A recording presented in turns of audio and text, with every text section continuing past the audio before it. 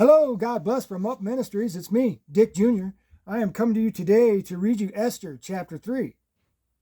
Now, I prayed and I asked God to help me to speak with you today before I started this video.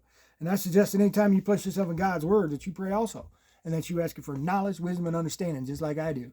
And He's going to give them to you, and that's His promise, not mine. But the reason why is this, because He wants us to understand what's contained in this book, which is His perfect plan of salvation through Jesus Christ. So everything we need to know about sin and salvation through God's Son, Jesus Christ, it's in this book. That being said, let's go ahead and get started here in Esther chapter 3.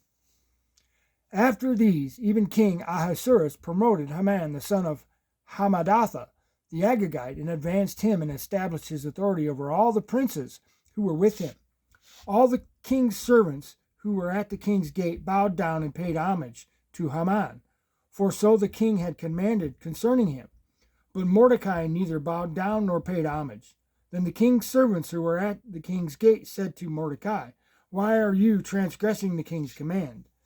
Now it was when they had spoken daily to him, and he would not listen to them, that they told Haman to see whether Mordecai's reason would stand, for he had told them that he was a Jew. When Haman saw that Mordecai neither bowed down nor paid homage to him, Haman was filled with rage.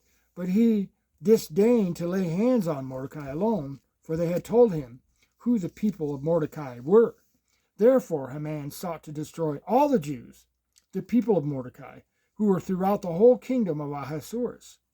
In the first month, which is the month of Nisan, in the 12th year of King Ahasuerus, Pur, that is Lot, was cast before Haman from day to day and from month to month until the 12th month, that is the month of Adar. Then Haman said to King Ahasuerus, "There is a certain people scattered and dispersed among the peoples in all the provinces of your kingdom. Their laws are different from those of all other people, and they do not observe the king's laws, so that it is not in the king's interest to let them remain. If it is pleasing to the king, let it be decreed that they be destroyed, and I will pay 10,000 talents of silver into the hands of those who carry on the king's business, but put into the king's treasury." Then the king took his signet ring from his hand and gave it to Haman, the son of Hammedatha, the Agagite, the enemy of the Jews. The king said to Haman, "The silver is yours, and the people also, to do with them as you please."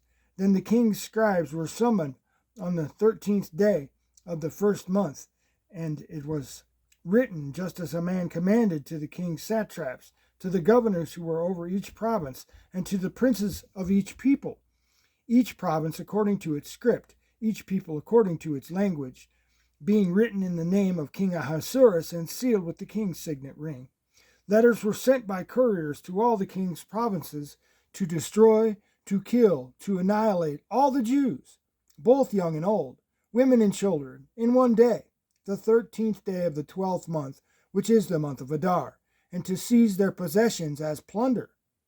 A copy of the edict to be issued as law in every province was published to all the peoples, so that they should be ready for this day. The couriers went out, impelled by the king's command, while the decree was issued at the citadel of Susa. And while the king and Haman sat down to drink, the city of Susa was in confusion.